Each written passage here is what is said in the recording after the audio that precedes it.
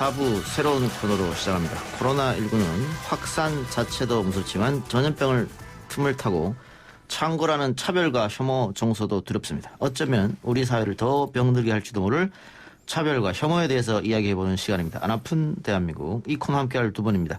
맛 칼럼니스트 황교익 씨, 안아파 의원 강용주 원장 나왔습니다. 어서 오십시오. 예, 안녕하십니까. 황교익입니다. 예, 자, 코로나19 오늘도 확진자가 많이 나왔는데 이게 언론 이야기를 하지 않을 수가 없는 것이 우리 언론에서 차별, 또 혐오, 심하죠. 또 심한 공포감, 네. 이걸 좀 확산시키고 있지 않나 그런 생각이 듭니다. 예, 저희 이제 특정 일부 조선일보에서 국내 보도 신문은 똑같은 내용은 국내 신문은 우한 바이러스라고 쓰고요. 영문판은 코로나 바이러스라고 써요. 예. 근데 그 내용을 캡처를 해가 트위터에 외국 사람이 올렸더라고요. 예. 이거 너무 웃기는 것 아니냐. 이미 세계화된 사회이기 때문에 우리나라에서 잠시 속일 수는 있지만 우한 폐렴이다, 우한 바이러스다 이랬지만 세계적으로는 그럴 수가 없는 거죠. 그래서 이거 참 너무 웃긴 일들이 벌어지고 있다. 이 그 공포와 불안을 조성을 하면 그런 제목들을 붙이면 클릭 수가 올라가요. 이게 음식 방송에서도 그런 게 있었거든요. 예전에 채널 A에서 먹거리 엑스파일이라는 프로그램이 전형적인 공포를 조장하는 거였는데 너 바로 옆에 네 삶의 바로 옆에 그런 위험한 것들이 있어라고 이야기를 하면 그게 시청률이 올라가요. 기사도 똑같아요. 그래서 기사 제목들이 굉장히 자극적이죠. 뭐 구멍이 뚫렸다, 멘붕이다, 뭐 하는 이런 공포 주장 그런 게 지금 그 언론이 바이러스보다 지금 더 무서운 거 아닌가? 예. 그러니까 영문판에는 코로나19로 쓰고 한국판에는 우한 바이러스로 쓰고 정치적 목적이 좀 있는 것 같습니다. 그렇다면. 그런 것도 있다고 봐야 돼요. 이 공포라는 게 그러니까 모든 인간은 다 공포를 느끼게 돼 있죠. 그죠? 자기 삶에 대한 안정감을 유지를 해야 되니까 안정에 해를 끼치는 것에 대해서 공포를 느낍니다. 근데 뭐 진화 심리학이나 진화 생물학이나 이런 심리학 책들을 보면 보수인 사람들이 대체로 공포를 잘 느끼는 그런 거라고 이야기를 해요. 그래서 지금 현재의 내 삶에 안정을 해하지 않고 그냥 그대로 유지가 됐었으면 하는 이런 분들이 사실 약간 보수적인 성격을 가지고 있다라고 봐야 되거든요. 그래서 공포를 조장하는 게 이 보수층을 결집하는데 굉장히 유리해요. 정치에서 보면 대체로 그 보수 아주 극렬한 독재자 이런 사람들이 보면 이 공포 주장들을 많이 하죠. 그래서 지금 정치에서도 그러고 언론들도 그러고 보면 이 극우 쪽에 있는 분들이 이 공포의 말들을 갖다 더 많이 뱉고 있다 이렇게 보면 됩니다. 그러니까 지금 미래통합당은 처음부터 끝까지 우한 폐렴이라고 얘기했고 또 조중동을 비롯한 보수 언론도 우한 폐렴이라고 쓰고 있거든요. 그러면서 미래통합당과 조중동이 중국인 전면 입국 금지를 해야 되는데 안에서 이런 사태가 투자됐다 계속 얘기하고 있습니다. 거기에 대해서는 원장님 어떻게 생각하세요? 어떤 과학적으로 일단 봤을 때 원론적으로 일단 감염원을 차단한다. 중국에서 오는 사람 막자. 그런 건 일리가 있는 말이거든요. 예. 일리는 있지만 그러면 과연 실효성이 있느냐 하는 문제인 거거든요. 예.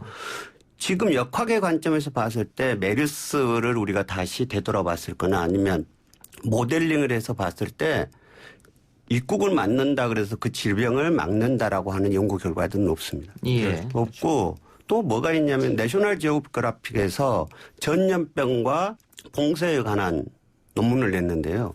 전 세계적으로 질병들이 유행을 했을 때 봉쇄하고 입국을 막아서 효과가 있었느냐. 그렇지 않다라는 게 연구 결과들입니다. 최근 이탈리아 같은 경우에도 입국을 막았습니다만 확진자와 사망자 수가 상당히 많아졌으니까 그 사를 봐도 그렇고 말이죠. 그렇죠. 예. 그래서 이제 이런 거죠. 그러면 봉쇄를 하면 뭐가 좋냐. 다만 그 병의 발생을 지연시킬 수는 있어요. 며칠이 될지 한 달이 될지는 모르지만 지연시키는 효과가 있다. 그렇지만 총 환자 수는 같더라. 우리가 지금 우리나라에서 이렇게 대유행이 되는 게 청도의 대남병원 아닙니까? 예. 그게 장례식이 1월 말 2월 초에 있었다는데 이미 봉쇄를 하더라도 이미 그 전에 들어와 있었다는 거죠. 예. 잠복기까지 따지면. 예. 그래서 실체적으로는 의미가 없다. 근데 중국 봉쇄로 왜 이야기를 하냐면 정치적인 내용도 있겠습니다만은 우리가 메르스 하면 중동 호흡기잖아요. 예. 그렇죠. 중동 우리한테 멀어요. 네. 멀고 그다음에 이게 낙타야.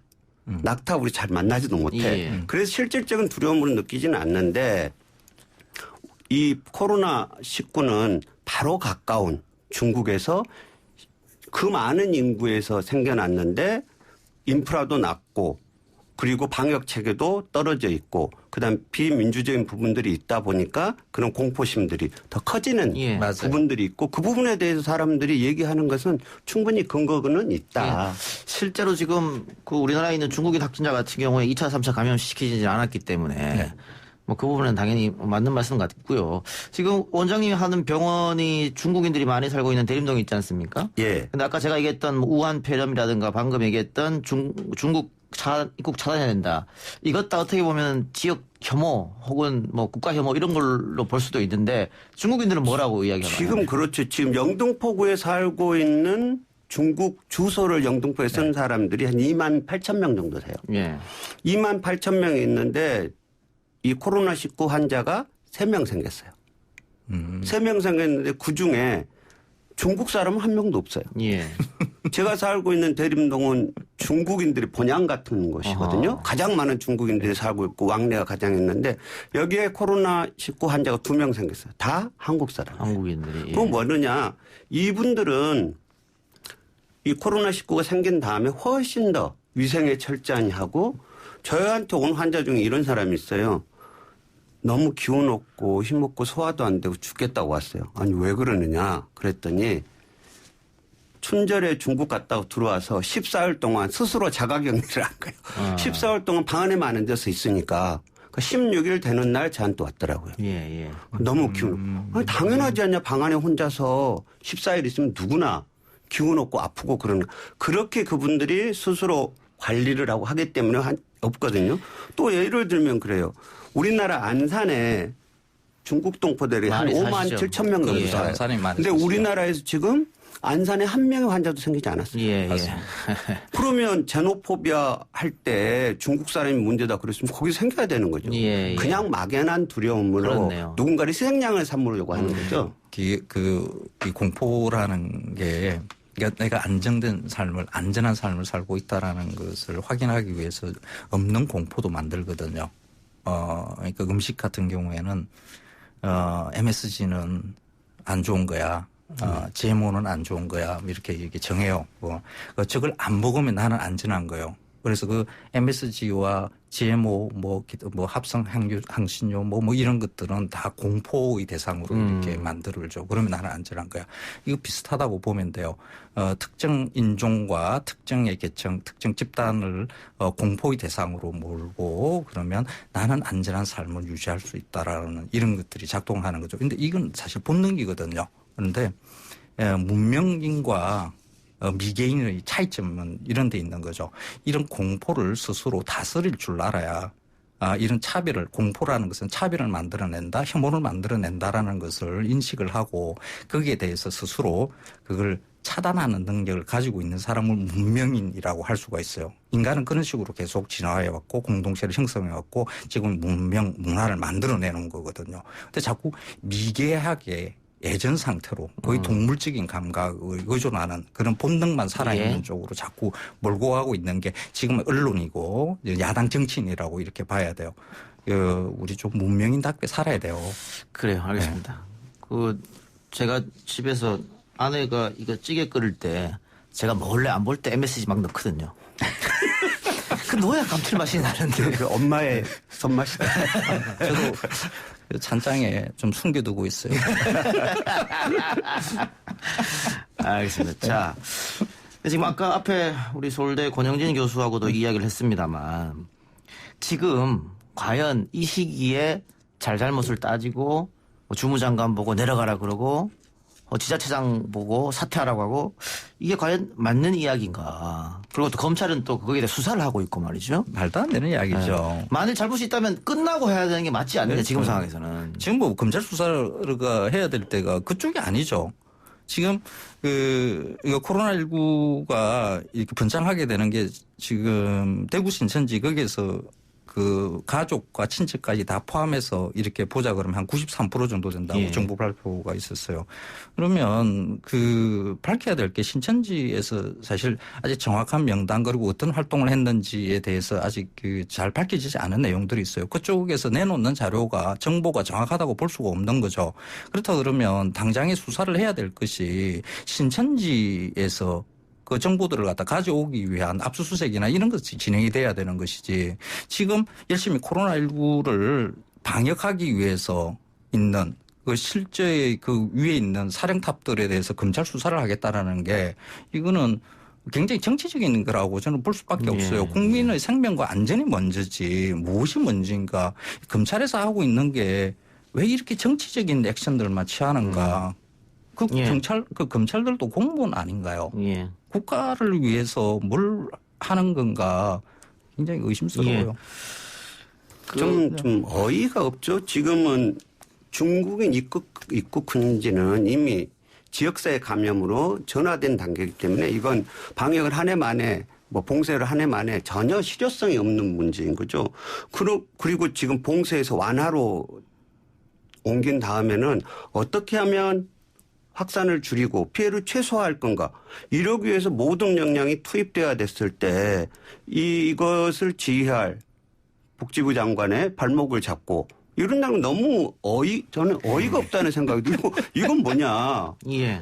그래서 만약에 필요하다면 나중에 이걸 우리가 이 코로나를 방역을 한 다음에 잘잘못을 따지고 뭐가 있는지 복귀는 해야 될 거 아니에요? 그렇죠. 그때 감사를 해서 그때 책임 추궁할 거 있으면 하면 되는 거지. 지금 시기적으로도 이미 봉쇄가 아니고 완화 단계로 넘어갔는데 여기서 무슨 그걸 안 했다라고 하는 거 좀 어이도 없고 발목 잡혀 있고 이게 과연 되겠나. 또 하나 문제가 아까 원장님 중국인 환자 예를 들어주셨는데 무기력감 호소하고 있다고.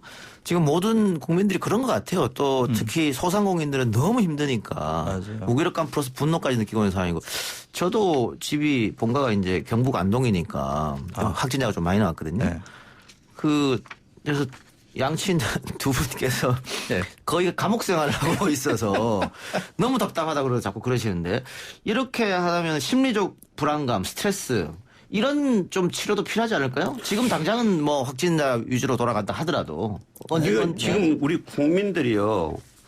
이 코로나 때문에 신체적인 경제적인 어려움 피할 수가 없어요. 모두 현실에 누구나 그럴 수밖에 없는 거죠. 거기 때문에 생기는 불안, 공포, 짜증, 혐오. 그거 어떻게 해요? 이런 것들은 부수적으로 따라오는 거거든요. 그래서 중요한 것은 이런 상태에서 우리가 마음 건강을 어떻게 챙길 거냐. 그래서 가장 중요한 것은 정확한 정보를 얻는 거예요. 그래서 가짜 뉴스에 현혹되면 안 되는 거죠. 그래서 WHO에서도 이렇게 이야기하죠. 가짜 뉴스, 정보의 범람, 인포데믹이다. 정보 전염병이다. 그래서 이 방역을 하기 위해서는 정보 전염병과의 싸움들이 가장 중요하다라고 얘기할 정도로 정확한 정보들이 필요를 하고 이걸 극복을 하는데 누군가를 희생양으로 삼는 혐오의 대상으로 삼는 것은 아무 의미가 없다는 거죠. 맞습니다. 우리가 처음에 우한에서 그다음에 타켓을 중국 사람으로 그다음에 대구로 신천지로 이런 혐오는 전혀 이것을 극복하는데 도움이 되지 않고요. 내가 이 상황에서 짜증나고 불안하고 잠이 잘 안 오고 걱정되고 하는 것은 자연스럽다. 그런 자기 마음을 들여다볼 필요성이 있고 그것이 힘들면은 우리나라는 지금 이런 심리지원센터들이 많이 생겨 있어요. 그래서 심리지원센터들에 연락을 하고 그리고 집에 있을 때도 될 수 있으면 일상생활을 유지하려고 노력을 해야 돼요. 근데 그게 쉽게 안 돼요. 텔레비전을 틀어놔도 꼭 뉴스만 보게 되죠. 걱정스러워가지고. 그래서 원장님 말처럼 좀 이게 정부 방역 체계를 믿고 가짜뉴스에 현혹되지 않고 그게 중요할 것 같은데 스트레스 해소 음식 있습니까? 도움이 되는. 매운 음식을 먹으면 조금은 매운 돼요. 거. 일시적이에요. 이게 맵다는 것은 이게 통각이거든요. 몸을 좀 아프게 해서 몸을 아프게 하면 그 아픈 통각을 잊게 만들려고 이게 뇌에서 기분 좋게 해주는 물질들, 뭐 엔돌핀 뭐 이런 게 막 터져져요. 그래서 잠시 한 2시간 정도 기분이 조금 상쾌해지는 건데, 근데 그게 거의 중독성이거든요. 이거 반복돼요. 그런 건 별로 좋은 것은 아닐 것 같고요. 오히려 혐오, 공포 뭐 이런 분위기에서는 우리 주변에 항상 존재했었던 혐오 음식에 대해서 정면 승부를 걸어보는 건 어떨까. 오히려. 지금 보면 한국인들이 가장 두려워하는 음식 중에 하나가 홍어 같은 거. 예. 홍어가 아주 냄새가 강렬하잖아요. 그래서 저도 한 2번 시도했다가 포기했습니다. 그런 걸 이제 시도해보세요. 그리고 이게 뭐 홍어 같은 경우에는 이제 전라도 쪽의 음식의 상징이잖아요. 예. 그런데 그거와 반대편에 있는 경상도 내륙 지역에 있는 음식 중에 이거와 만만치 않은, 홍어와 만만치 않은 음식이 있어요.